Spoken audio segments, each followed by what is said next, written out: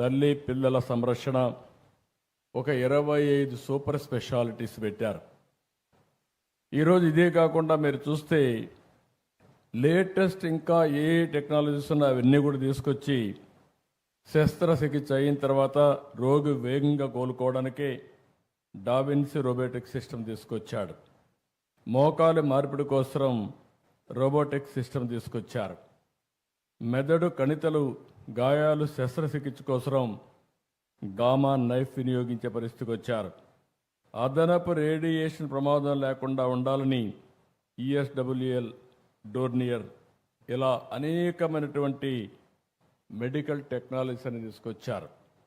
ఎప్పుడు కూడా మనం ఒకటి గుర్తుపెట్టుకోవాలి, నాలెడ్జ్ అనేది డాక్టర్సే ప్రొవైడ్ చేయగలుగుతారు. అదే సమయంలో టెక్నాలజీ వచ్చింది. ఈరోజు నేను కూడా ఒక పిలిపిచ్చాను అందరికీ. ప్రతి ఒక్క వ్యక్తి రాష్ట్రంలో ఒకప్పుడు 95లో నేను చెప్పేవాడిని, ప్రతి ఒక్క కుటుంబానికి ఒక ఇన్ఫర్మేషన్ టెక్నాలజీ చదువుకున్న వ్యక్తి ఉండాలని, భవిష్యత్తును మారుస్తుందని 95 నుంచి చెప్పాను. ఈరోజు ఆ రోజు నేను ఇచ్చిన పిలుపు ఈరోజు మీరు చూస్తే ప్రపంచంలోనే ఎక్కువ ఆదాయం ఎవరికి వస్తుందంటే భారతీయులకు వస్తుంది. అందులో మొదటి స్థానంలో ఎవరున్నారంటే తెలుగు జాతి ఉన్నారని చెప్పి మరొకసారి గుర్తు చేస్తున్నా. 95 నేను మాట్లాడింది ఐటీ మాట్లాడాను. ఈరోజు నేను మాట్లాడేది ఏఐ మాట్లాడుతున్నా, ఆర్టిఫిషియల్ ఇంటెలిజెన్స్ మాట్లాడుతున్నా. ప్రతి ఒక్క వ్యక్తి ఏఐ ఉపయోగించుకోవాలి, లేకపోతే ఏఐ ద్వారా యూస్ కేసెస్ తయారు చేసే సామర్థ్యాన్ని పెంచుకోవాలి. ఇదేం పెద్ద బ్రహ్మ విద్య ఏం కాదు. మన పిల్లలందరూ బాగా తయారయ్యారు. ప్రపంచాన్ని శాసించబోయేది భవిష్యత్తులో ఏఐ శాసిస్తుంది. ఆ విషయం కూడా మీరు గుర్తుపెట్టుకోవాల్సిన అవసరం ఉంది. ఈరోజు మీరు ఒకసారి చూస్తే ఇక్కడ ఉండే హాస్పిటల్లో కూడా ఒక 20కి పైగా అతి కీలకమైన వైద్య సేవలు అందిస్తున్నారు. నేను అందుకే డాక్టర్స్ అందరూ మీరు ఇక్కడ ఉన్నారు. డేటా అనేది నెట్వర్క్ హాస్పిటల్స్ కాబట్టి దేశం మొత్తం అనేకమైన డిసీజులకు కావలసిన డేటా అంతా కూడా హిస్టారికల్ డేటా ఉంటుంది. భవిష్యత్తులో ఒక హాస్పిటల్దే కాదు సంపద. భాస్కర్ రావు కిమ్స్లో మీరు చూస్తే దేశంలో ఎవ్వరి దగ్గర లేని డేటా, ప్రపంచంలో ఎవ్వరి దగ్గర లేని డేటా కిమ్స్ దగ్గర ఉంటుంది. డేటా వెల్త్ అని చెప్పి మీ అందరికీ తెలియజేస్తున్న, రేపు రాబోయే రోజుల్లో సంపద మన దగ్గర ఎన్ని కోట్లు ఉన్నాయని కాదు, నా హాస్పిటల్ ఈరోజు మార్కెట్ వాల్యూ ఎంత ఉందని కాదు, నా దగ్గర ఎంత డేటా ఉంటే ఆ డేటాను ఉపయోగించుకుని ఆర్టిఫిషియల్ ఇంటెలిజెన్స్ చేస్తే నిర్ణయాలు 100% పర్ఫెక్ట్గా వస్తాయి. నిర్ణయాలు సరిగా ఉంటే డబ్బులు సంపాదించడం చాలా సులభం అవుతుందని చెప్పి కూడా నేను మీకు తెలియజేస్తున్నా. అతి తొందరలోనే డేటా కింగ్గా హెల్త్లో భాస్కర్ రావు తయారు కాబోతున్నాడని చెప్పి కూడా నేను మీకు తెలియజేస్తున్నా. అంటే ఒకసారి డేటా వచ్చిన తర్వాత ఇంకొక పక్కన మీరు చూస్తే రియల్ టైం డేటా అన్ని ఐఓటీలు వచ్చేసాయి, వేరబుల్స్ వచ్చేసాయి. ఈరోజు హాస్పిటల్లో డాక్టర్లు కూడా మీరు చూస్తే ఆపరేషన్ చేస్తూ ఉంటే ఏఐ ద్వారా మీకు మొత్తం గైడ్ చేసే పరిస్థితికి వచ్చింది. నువ్వు ఇక్కడ తప్పు చేస్తున్నావు, ఇది కరెక్ట్గా చేయి, ఇక్కడే ప్రేషన్ ఉంది, ఇక్కడ చేయాలని చెప్పి మిమ్మల్ని గైడ్ చేసే పరిస్థితికి వస్తూ ఉంది. దీనివల్ల ఏం జరుగుతుందని మీరు ఆలోచిస్తే ఈ డేటా, ఈ యొక్క గైడెన్స్ వల్ల మామూలు డాక్టర్ కూడా ఎక్స్ట్రాడినరీ ఆపరేషన్ చేసే పరిస్థితికి వస్తున్నాడు.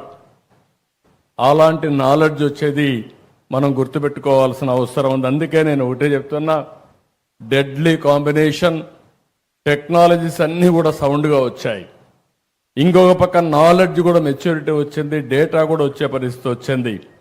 రియల్ టైం అప్లికేషన్ చేయడానికి ఆర్టిఫిషియల్ ఇంటెలిజెన్స్ కానీ, మళ్ళీ ఆర్టిఫిషియల్ ఇంటెలిజెన్స్ ద్వారా మీరు ఎక్కడున్నా మీకు నాలెడ్జ్ ప్రొవైడ్ చేయడం రియల్ టైంలో జరిగే పరిస్థితి వచ్చింది. అందుకే భవిష్యత్తులో భారతీయులు నాకు ఏమాత్రం మనం లేదు, అద్భుతాలు సృష్టించబోతున్నారని మరొక్కసారి ఈ సభలో మీ అందరికీ విజ్ఞప్తి చేస్తున్నా. అయితే దీనికి కావాల్సింది మనమందరం కూడా ఆ డైరెక్షన్లో ఆలోచించాలి. ఒకప్పుడు హాస్పిటల్ లేని పరిస్థితి. 82 మా ఫాదర్ ఇన్ లా గౌరవనీయులు ఎన్టీ రామారావు గారు, ఆ రోజు ఆయన ఆపరేషన్ చేసుకోవాలంటే అమెరికాకు పోయి హార్ట్ ఆపరేషన్ చేసుకొని వచ్చాడు.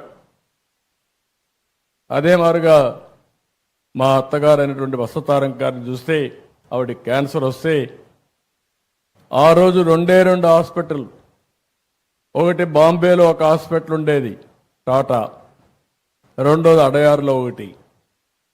ఈరోజు మీరు చూస్తా ఉంటే క్యాన్సర్ కోసం అనేక హాస్పిటల్ వచ్చాయి. అదే ఎన్టీ రామారావు గారి కోరిక. ఆవిడ పేరుతో ఒక హాస్పిటల్ పెట్టాలని చెప్పి బసవ తారకం క్యాన్సర్ హాస్పిటల్ ఆ రోజు ప్రారంభించారు. ఈరోజు బాలకృష్ణ గారు హాస్పిటల్ సమర్థవంతంగా నిర్వహించే పరిస్థితికి వచ్చాడు. నేను ఎందుకు ఆ మాట చెప్పానంటే ఈరోజు అన్ని హాస్పిటల్స్లో ఈరోజు ఎక్కడికక్కడ మన వాళ్ళు చాలా సమర్థవంతంగా వచ్చే పరిస్థితికి వచ్చింది. ఇంకా రాను రాను జెనెటిక్స్ టెస్ట్ కూడా, జెనెటికల్ టెస్టులు చేసిన తర్వాత ఏ వ్యక్తికి ఎలాంటి డిసీజెస్ భవిష్యత్తులో రాబోతాయో ముందుగానే ప్రిడిక్ట్ చేసేస్తున్నాం. అది ప్రిడిక్ట్ చేసినప్పుడు దానికి ప్రివెంటివ్గా ఏం చేయాలనో అవన్నీ కూడా చేసే పరిస్థితికి వస్తున్నాం. అంటే మనం ఊహించిన పరిణామాలు ఇవన్నీ.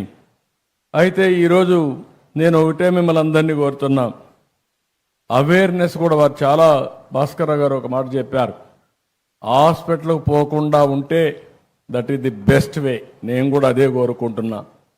అది మీ చేతుల్లో ఉంది, కానీ మన లైఫ్ స్టైల్స్ మనం మార్చుకోలేకపోతున్నాం. భవిష్యత్తులో నేను ఒకటే ఆలోచిస్తున్నాను, హెల్త్ కాస్ట్ తగ్గాలి. మా మంత్రి గారికి సత్యకుమార్ గారికి ఒకటే చెప్పాను నిన్న కూడా మీటింగ్లో, ఆంధ్రప్రదేశ్లో ఎలాంటి డిసీజెస్ వస్తున్నాయి, ఆయుష్మాన్ భారత్లో మేము కూడా భాగస్వాములయ్యి ప్రతి ఒక్క ప్రైవేట్ హాస్పిటల్లో కానీ గవర్నమెంట్ హాస్పిటల్లో కానీ ట్రీట్మెంట్ చేసుకునే ప్రతి ఒక్కరిది రికార్డు తీసుకుని తద్వారా డిజిటల్ హెల్త్ కార్డ్స్ ఇష్యూ చేసి ఎవరైనా కిమ్స్కి వస్తే మొత్తం రికార్డ్ అంతా హిస్టారికల్ రికార్డు ఉంటుంది, దానిపైన యాక్షన్ తీసుకునే పరిస్థితి వస్తుంది. నేను దానికంటే ఒక స్టెప్ ముందుకు పోయి రాష్ట్రంలో 90% డిసీజ్